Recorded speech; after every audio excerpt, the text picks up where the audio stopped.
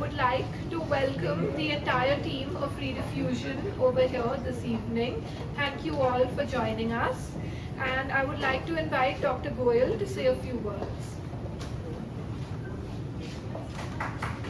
Good evening.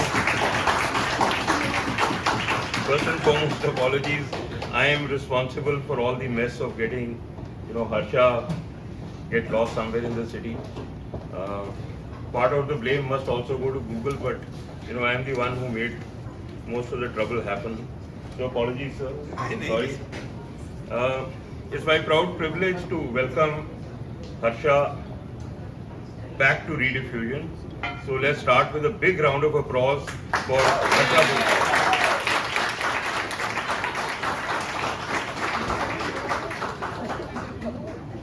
So I met Harsha for the first time in 1998 when we coaxed him literally to come, courtesy Conrad Saldana, to come and anchor a very, very, very big pitch for us, which is the BPL pitch, which we won in 1998. I remember very well.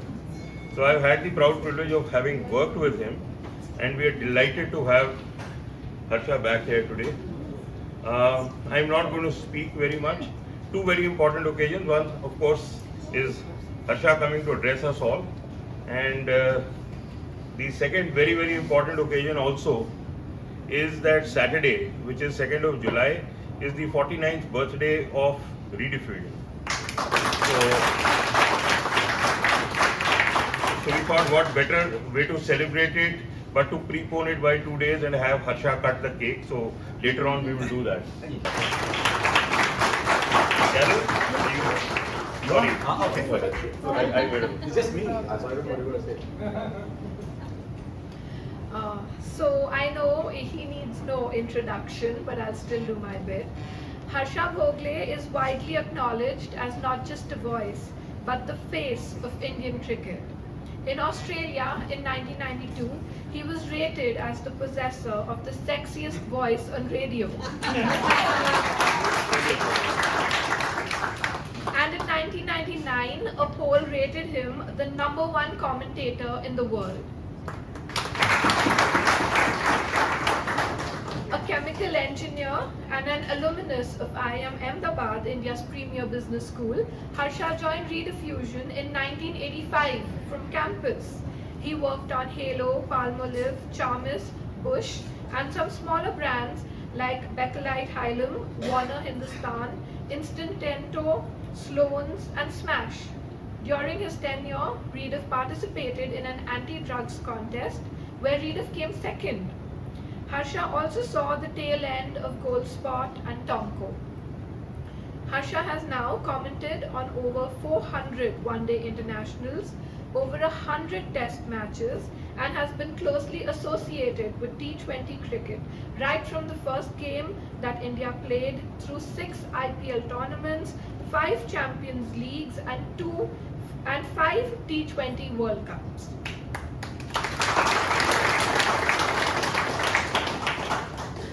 His columns are widely read, and a selection of those has been put together in a book called Out of the Box. His video blogs, Step Out with Harsha, are quite popular, and he now has over 1 million followers on Twitter. No other sports media person is even half as close. Harsha has at various times been featured in brand commercials for Pepsi, Hero Honda, Airtel, Tata AIG, Sugar Free, Procter & Gamble for Vicks, and has done brand promotions for Vodafone, Cadbury, IBM, many others. It is our privilege and honor to have you here today. We'd like to play a little AV. What have you done now? Welcoming. And then we would like Kamlesh ji to welcome Harsha. Yeah, after I'm the still scared of him. Oh, Want me to speak now? after the AV. After the AV. After the... Can you see the AV? I can see that. Just in your name.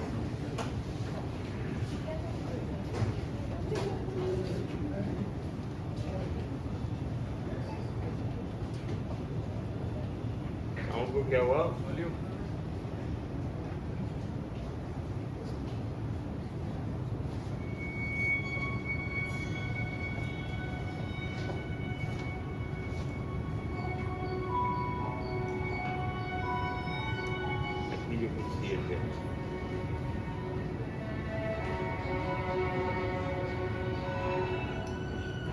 I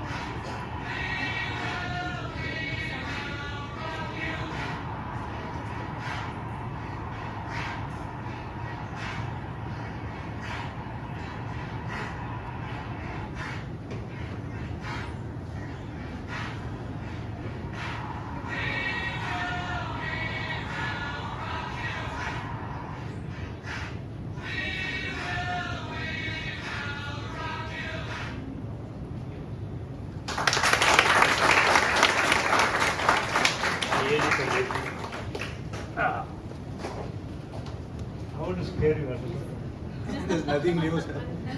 I remember when Harsha first joined Rediffusion. He was working on Colgate Palmolive, and as usual, the creative team, we were great leg pullers, especially of these account servicing guys. Nothing. That was our entertainment because we were under pressure. Me and Kale, both of us, other art directors. That was the only way to keep our spirits high, to how to intimidate the account servicing guys, especially the new ones. And I can't go into detail what we used to do as a prank. That will take a lot of time. The kind of pranks used to pay. But Harsha, I think the only thing that comes to my mind, Harsha, is that Harsha is the ultimate example of a man who never played competitive cricket and yet became the world's greatest TV commentator. Cricket commentator. How can you not play the game? I remember we used to have interagency matches. Correct. Great for Rediffusion. Yeah. So, something that you have never done, and you start become an expert in that game. That is his journey, and what a journey. I remember in Shivaji Park, we used to have interagency matches, cricket. Our team versus sometimes HTA or Ogilvy and, Lintas and so on, and he used to give commentary. And still we used to make fun of his commentary. We had no idea what stuff Harsha is made of. And when he began, I think he did join Gavaskar for a while. Yeah. Very briefly. Sachin too? No, not Sachin. Very briefly. Very briefly. So we thought perhaps, he is really going places now. Perhaps he's opening up his new routes for him, and we do take real pride. We at Rediffusion, and me especially personally, I remember we did one rough ad to show the client where a man is supposed to look like a donkey, the head of a donkey, and guess who was the model? Harsha Bhogle. He modeled, he wore this, he sportingly wore this head of a donkey on his head, and we shot the commercial. Will you find a photo of them? I'm trying to see. No, this was a photo of me tearing my hair out. Yeah. Tearing my shirt out. So the kind of treatment we used to give to our account servicing guys, and I'm so glad, I'm very proud. I'm so proud of Harsha that, where he began and where he is now. And I think he's a lesson and inspiration to all young people over there. That yes, you can do anything. Nothing can stop you from becoming the world's best. If Harsha can do it, anybody can do it. Okay, so I think that's enough. I don't want to go into details of what we used to do with him. I think he is the best person to share all that. I don't want to take the limelight from him. He's the chief guest. Come on, Harsha. Thank you.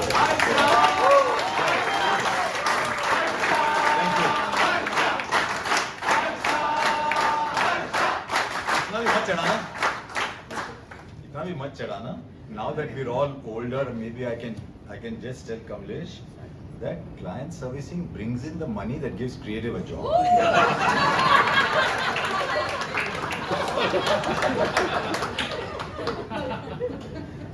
Believe me, I waited 40 years to be at the courage to say this. Yeah. Actually, I was listening to Sandeep and I just made notes. When I was a kid who wanted to get into advertising, one of the ads, and every one of you must see that ad, was an ad for garden saris, where the model is on a swing. Yeah. And every time she comes back, I think that was Rajdeep's sister. Sonali? Was that Rajdeep's sister as the model? That was the wife of Kailash Nandana. Aarti. Aarti. Whom I met last, yeah, whom I saw last week, yeah. So I saw those ads. I always ever only wanted to work in one place. I was doing chemical engineering in Hyderabad, and then through some very curious configuration of planets, I got into IIM Ahmedabad. I don't know why, but may those planets keep reappearing in everybody's lives. But even there, I only ever wanted to work in Rediffusion because as a kid, I'm studying fertilizer plants, I'm smelling ammonia. How many of you smelled ammonia? Well, if someone doesn't smell ammonia, we don't make fertilizer, there's no fertilizer, there's no food. So there's nothing wrong in smelling ammonia. But I saw ads for garden. I saw ads for, it's interesting since you're talking about Nerolac. I saw ads for Jensen & Nicholson. Well, not just the Whenever You See Color, Think of Us, but also the Dalit Tahil commercials for Robilac. Ink and blue. Yeah, the Dalit Tahil commercials for Robilac. At that point, I didn't know it was Rediffusion because the films did have a key number. The ads had a key number, and then the line that did it for me: "The dawn in every man's life is touched by the savage experience." Remember the blade? Savage blades. The dawn in every man's life is touched by the savage experience. And I said, I want to work in this place, man. Played like that. I said, I want to work in this place. ICIM computers. And Garden, of course, was the flagship. And I said, I want to work in this place. I didn't know how. Luckily, when I got into IIM Ahmedabad, our advertising professor was Ashok Bijapurkar. Oh. And I pestered him, and I think just to get me off his back, he gave me a job in Rediffusion. But I knew Rediff was school because I went for the job interview. And I am nervous as hell because when you want something badly, you screw up. The best thing to do with something you want is keep it at arm's distance and let it come to you, rather than you go towards it. But I wanted it too badly, and I screwed up my interview completely. And then after a while, I got a call in my dorm saying, "Aapko placement office mein bulaya hai." I said, यार पहले वैसे भी out हो गया था मैं फिर दोबारा क्यों बुला रहे हैं मेरे पास? So I went and Ashok Ashok was there, and Ajit was there too, Ajit Balakrishnan, and he said, "What happened today?" I said, "Sorry, I screwed up." I said, "I wanted it too badly." It's my first lesson in life that if you want something too badly, then you're more likely to make mistakes. And they said, "Okay, we're giving you the job on the condition that you never do an interview as badly as this again." But I saw Ajit Balakrishnan, and he had come to IIM Ahmedabad where everybody was pretending to be somebody else, wearing a tie and jacket and suit and walking around, and he was in a grey round neck t-shirt. And I said, "How cool is that?" And I said, "I want to work here." And luckily I did, and it was two and a half years, some of the best times of my life.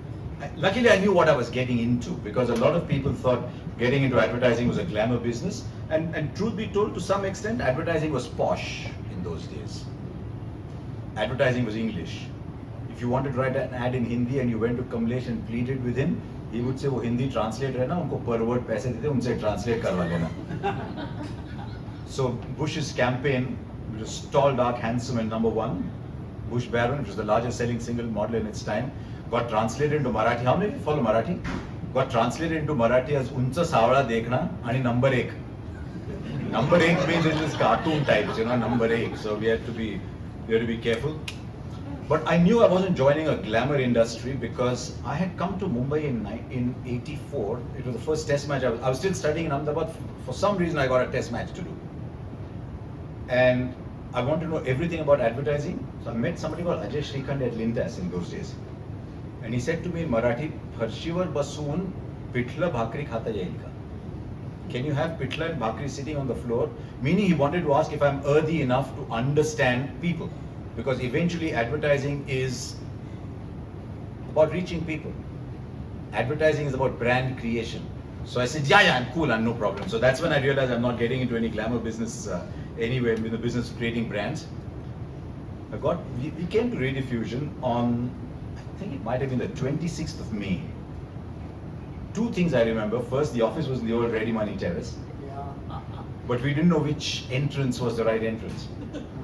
So we took the wrong entrance, and that led us onto a little first floor landing, and we entered through a window. Literally walked in through a window and said, right, this is where we're beginning our job out of India's #1 management school. But I met a legend. We were very lucky on the very first day. Even today, if I were to meet him, I would be a little tongue-tied. His name was Diwan Arun Nanda. And he said something very interesting to us. As just outside his office on the right, where all the copywriters sat, that was Kamlesh Pandey, Bugs Bhargav, Suren Rao, and David Innes. I still remember their names. They're all sitting over there. There was the tail end of Arun Kare, Avinash Godbole, who was always kind to me in much the same manner that Kamlesh intimidated me. Very different two people sitting side by side. Dilip Varan and all those people sitting on that left corner. And he said, all these people have worked somewhere else as well. But in Rediff, they've done their best work. It's because we create a climate where they give off their best. And many years later, when we started doing corporate talks, we started talking to companies about learnings from sport for managers. We did a book on that, which luckily did pretty well. We talk about the air you breathe in companies, in cricket teams, in sports teams. If the air you breathe is positive, forward-looking, where people are caring for each other, playing for each other, the same player becomes twice the player if the air you breathe is positive. And I realized suddenly when we were talking about that, this is exactly what Arun Nanda had told me all those 30, 40 years ago, and I saw that over there. Creative was king. Is it still? I don't know. We finished, we had to go through different aspects of a client servicing job, and I met some genuine stars over there. One of the stars was called Alfred D'Souza. He ran production. And he would look at a transparency, because you had to make, you did 4-color separation with transparencies, right? Anyone understand, anyone been in a time of 4-color separation, creating 4-color positives? There you go. There. And Alfred was there, and he would look through a little glass of his and say, there's a yellow cast on this, and he would teach us how to look and figure out whether transparency is good or no. And he would say, oh, you must go to Ajit Patel, or you must go to Shantanu Sheve, they give you good transparencies. But he taught us to be very rigorous about understanding production. Right behind him was another rock star called Prabhakar Tendulkar. He used to look after the studio. Gee, you had to know him well to get something out of the studio that was right. If there was a mistake, he was a hard man. And the reason I'm taking all these names and not the glamour boys' names is that they are the heart of advertising. When I got into television later, my heroes were never the players or the television broadcasters. My heroes are the cameramen and the editors, because I saw the quality of camera people. I still remember one day, we had a mid-wicket cameraman from South Africa. And in those days, you only had one mid-wicket camera covering a cricket telecast. That camera had to check for a no ball at the non-striker's end. I think I've told this story before. Some of you heard it, just put it down to old age. You had to look at for the no ball, then follow the ball, look for a stumping here, but there was a run out that was likely to happen at the non-striker's end, so you had to go back to the non-striker's end. But you know how there is, when there's confusion, the throw came to the striker's end, and he had to come back, and he covered all that with one camera. And I said, if that is not genius, I don't know what genius is. I said, I'm doing commentary and I'm hosting a telecast that these geniuses are part of. Can I be as good as them? And while I'm thinking, I said, yeah, I'm thinking of Alfred, I'm thinking of Prabhakar, and I'm thinking of everybody. And I think that is where I learned to not get swayed by the blue-eyed glamour boys, but to understand that the nuts and bolts are actually done by other people. So I remember that. And then we had, at the end of our orientation, we had to make a brand presentation. Present in that room that evening was one of the senior bosses at Rediffusion, it was Ashish Chakravarti. But there was also a wonderful man called Anand Halve. Andy Halve later went and did Chlorophyll and all the others. We've done our presentations. And in the evening there was a drink or two. Andy liked his drink. Ashish didn't drink as much. And Andy said to Ashish, and he pointed at me because I was there. He said, now look at this guy. He said, why didn't you make a presentation to them so that they learn from you how it is done rather than hearing from you? And Ashish must have had a throwaway line. He said, these are these kids. There's a bunch of kids that comes in every year into Rediffusion. I don't have to keep proving myself every time to these kids. I've been around 25 years. He said, but if you had done the presentation, they would have looked at you differently. Instead of hearing how great you are, they would have learned how great you are. And that is something that stayed with me all my life, saying if there's a kid, and there's a kid that's looking up to you, you must also show the kid that you've done something in life. And so many years later, ESPN Star started a program called Harsha Ki Coach. It was a search for a new anchor. And we were making the anchors do, prospective anchors do ridiculous things, very, very difficult things. They're presenting in front of a camera for the first time, the voice in the ears changing what he's saying all the time. No, not this, now go there, no, stop this, go there. It was very difficult. And I just thought those guys are looking in our direction and saying, is it really as difficult as this? And I remembered what happened in Rediffusion all those years back. And I said, I will do what we are asking them to do, because otherwise we will not get respect. It was something very similar that I had seen on a program called TVS. It was sponsored by TVS then. See, advertising, remember sponsors. TVS Saregama, Sonu Nigam used to host it. I didn't understand what a chord was. But Sonu Nigam would pick the mistakes that people were committing and he would sing in the right way. He'd say, ye chord aisa hai, ye aapko aisa gana chahiye. He would sing it himself, not just a judge who was sitting there and saying, wow, wow, wow. The judges are the biggest nightmare of all music reality shows anyway.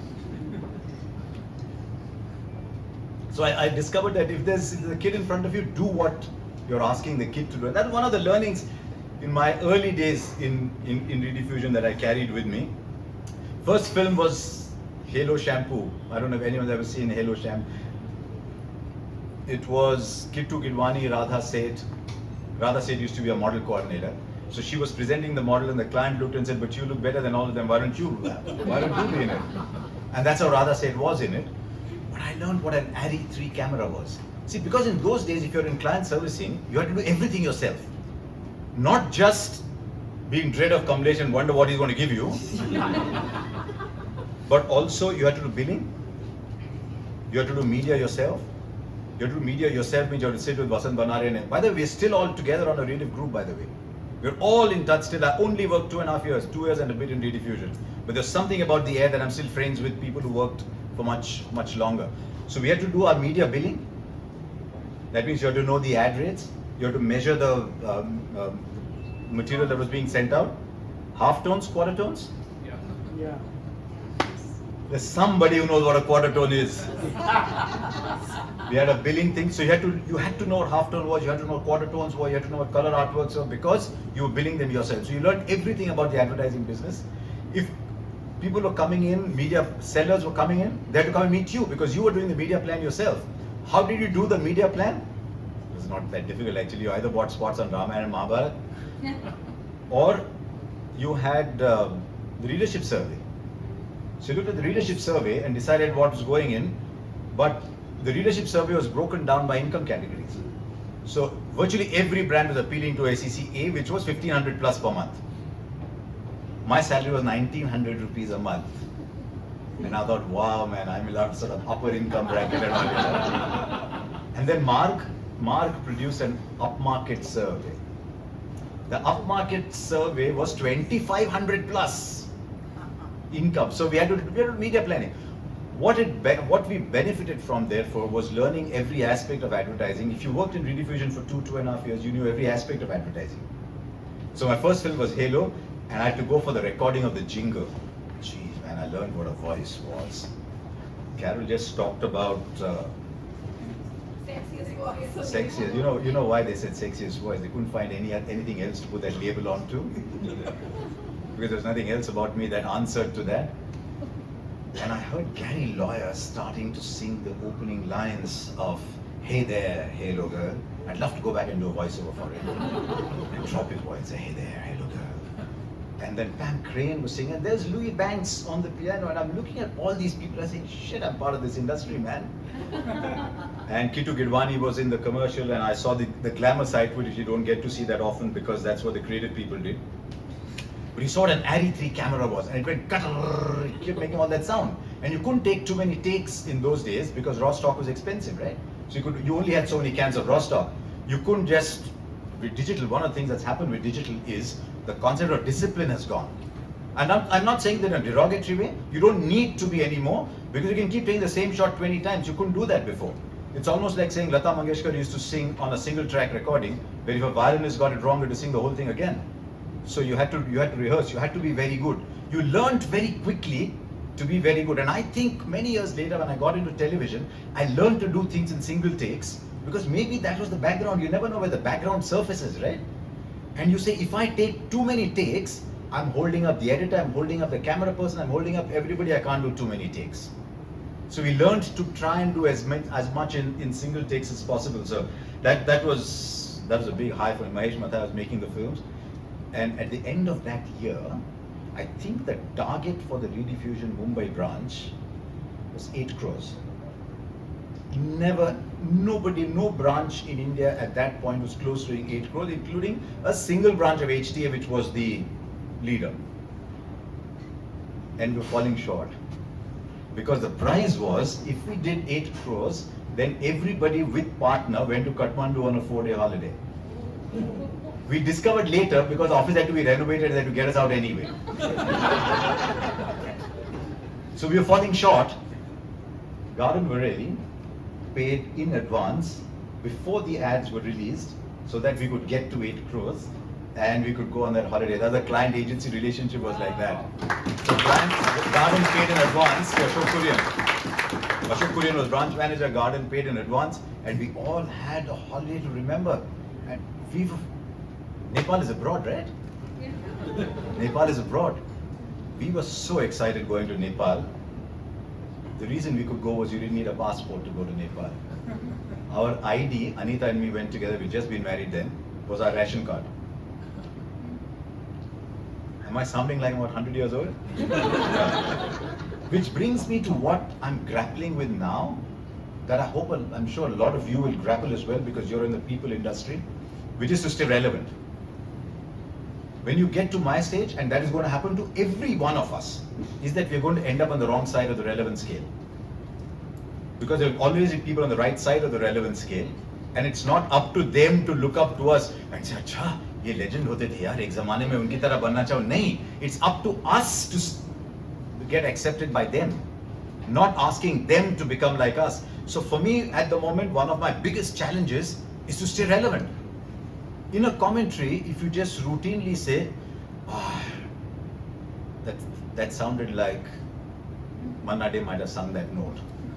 I actually did that and I went asking around on our crew.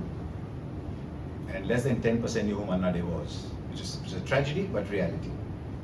So in our broadcasts, you've got to stay relevant. I can't say, that reminds me of how Olivia Newton-John used to sing, and they say, "Uncle, she's 70.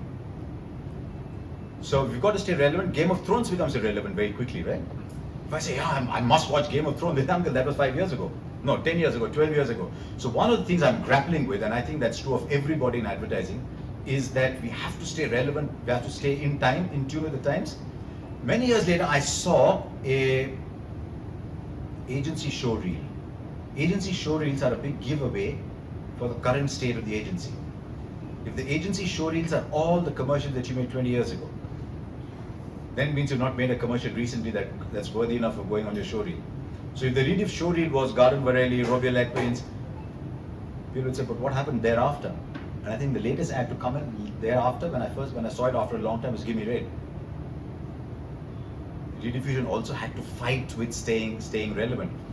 One other reason why I wanted to join Rediffusion, by the way, I did my summer placement in a small agency in Bangalore called Ma South. Ma South. Yeah, Bunty Peel Boys agency. Part of what I had to do was to see what clients thought of Ma South. That was my project. And I discovered then that there was a club, an informal club called the Rediffusion Clients Club, because Rediffusion was the agency clients aspired to have. said, wow, I always wanted to join Rediffusion, but this is one reason now I must. And in Mass South, they said, you know how it is in Bombay? You must be like Rediffusion. And by then, Trikaya is just starting. Enterprise has happened, but Rediffusion still had that halo around it. So there's one other thing I learned from Rediffusion that helped me in my profession later on. It's 1990. I've not been out of Rediffusion that long, but it's my first tour, and I'm writing for an afternoon newspaper called Midday. The only problem is the game ends at the same time for everybody. The game ends at about 10:30 India time, so the Times of India reporter is still within their deadline. So it's appeared in the Times of India, it's appeared in the Indian Express, in those days Statesman, Hindustan Times, it's all appeared already. So people get up in the morning, those who have not seen the game on television, it was on Doordarshan, sometimes you saw a little bit, sometimes you didn't, and you've already read the match report. I'm writing the match report at the same time at which they are writing, but my report is being read in an afternoon paper. So how am I different? And I thought, you just close your ears for a minute. I thought if Kamlesh Pandey was writing this match report, how would he start? Because in advertising, you have 10 words to hook everybody onto the rest of the copy. If you're writing a heavy body copy ad, nobody's reading the body copy if the first 10 words are not taking you towards the body copy. And luckily for me, I got into the media through advertising and not through the media desk. When you work on the desk, you get used to mediocrity to the extent that you become mediocre yourself. Because you're reading such trash copy most of the time which you're having to correct. But I had come from advertising. Now I've got to write an 800-word article, but nobody's reading my 800-word article because they know all that's happened in the game anyway. So how do I write it? I said, what would an advertising person have done? What happened that day was India had won the toss, put England in, and England had made 390 for 2 or 3 grand, which was 190 not out at close of play. India won the toss, put them in. And I said, now how do you start an article? And I thought, okay, how would Rediffusion have done it? And I said, Azharuddin won the toss, and in the tehzeeb of the place he came from, he said, Huzur pehle aap. I thought, haan, chala. And people looked at this and said, no one's written about cricket like this. Because people hadn't come to cricket through a medium where they had to hold people's attention. And I remember my father telling me that it is not up to people to read what you write, it is up to you to get people to read what you write. So the fact that I came in from advertising helped me enormously. I never worked on a desk ever. Luckily, I never had to work on a desk. But I also learned that just as a copywriter has got to write an ad with 6 words in it, whenever you see color, think of 7 words. That's it, that's the ad, 7 words. But you've also got to write 300 words of body copy. You've also got to write a television script. You've also got to write a company brochure. When I got into freelancing, I had to learn to write a newspaper article in 300 words, in 800 words, write a magazine article of 3,000 words, do a little match thing on television, which was just starting out at that time. And I learned, therefore, that if you want to make it as a freelancer, as someone who's not scored 10,000 runs, who doesn't look like Milind Soman, Milind Soman still makes people go weak in the knees. Why? It's a big joke in our house. But if you don't have what it takes in television, then you must do everything that it takes to survive. And because I didn't have the option of saying no, you're blessed if you have the option of saying no, but sometimes by saying no, you end up losing out on options. I had to do everything. And by doing everything, I discovered that if you never know, hata mera marte, as you say in Hyderabad, hata mera marte, girte padte, kahin to bhi pahunch jate. So, I also learned you have to give 100% every single time, because otherwise it's not worth it. Life is worth living only if you give 100%. If I didn't give 100%, I had no chance anyway, because I was gone. My only chance of survival in the profession I was in lay in giving 100% every single time and praying it was good enough. But I also learned that if you give 100% and it's not good enough, it's not a crime. Because that's only how good you are. If you don't deliver what you're capable of, that's a crime. But if you do the best you can and it's not good enough, that's cool, yeah, that's okay. And in television, you fail every single day. Every single day on live television, you fail. I'll tell you a story. I've told this story before, but it's very relevant. I don't know how. Is anyone in this room afraid of failing? We are in the profession of asking stupid questions anyway. If you're afraid of failing, you will fail. Because life has a way of throwing you what you're afraid of. We see a batsman going into bat and we say, "Isko fast bowling ka dar hai na? Pehla ball bouncer hi aayega." How does a bowler know? There's something in your body language that says you're afraid of failing. I made a huge mistake once just before going into a break. It was a terrible mistake. And now I've got 3 minutes to think of what to do. Because we come back after the break for 3 minutes. Thank God on Indian television we have breaks.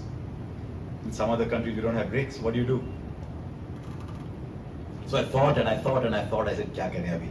And then just without 20, 30 seconds to go, there's a voice inside me said, "Just say sorry." So we've come off air and said, "You know what, guys, sorry, I made a mistake just for going on break. That's not what it is. This is what it is. Sorry, I made a mistake." And you won't believe it, when I said that, I could literally feel the pressure leave my body. I said, "This looks cool. What is the worst thing that will happen if I make a mistake?" I said, "I'm sorry." And I found I made fewer mistakes after that because I was no longer afraid of making them. And when you're not afraid of making mistakes, you give yourself options that sometimes you don't want to give yourself. I remember when I was very close to being picked for my university, it's a bit of a myth that he didn't play cricket. So I played senior division for 3 years. I got picked in the entire college's side that went to play the Rohinton Bhatia Inter-University. But I was close to being picked, but I didn't believe I had it in me to be picked. Because I've always suffered from very low self-esteem. So my teammates came and said, "Listen, you might be picked." I said, "You're nuts about me?" They said, yeah, you're likely to be picked. Go and bat number 3 for the next few games. I said, "Me, number 3, what if I get out?" I've got a challenge in front of me and I've said, "What if I get out?" I backed off. I got picked eventually, but I backed off from a challenge. So I have no idea where my life would have gone if I said I'll bat at number 3. I have no idea because I chose to back away. When we say no to a challenge, we know the outcome already, right?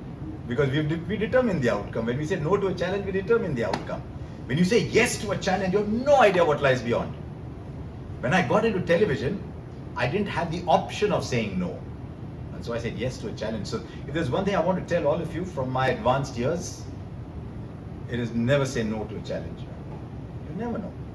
Write an ad in 1,000 words. Okay, I'll write it in 1,000 words. Write the same thing in 6 words. Okay, I'll write it in 6 words. What is the worst thing that will happen? You fail.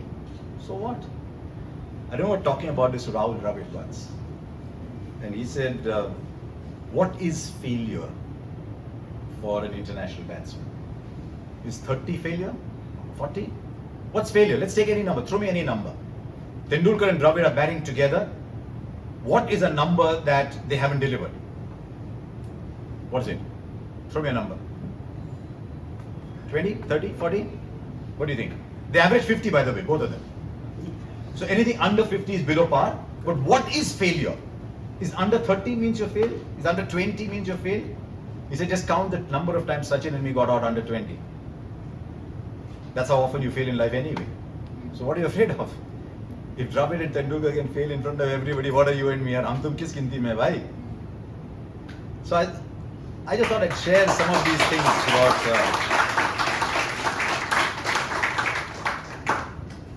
And then we get better as we go along. And when we get better, the world is better, right? It is, but not always. Because as we get better, we get confident.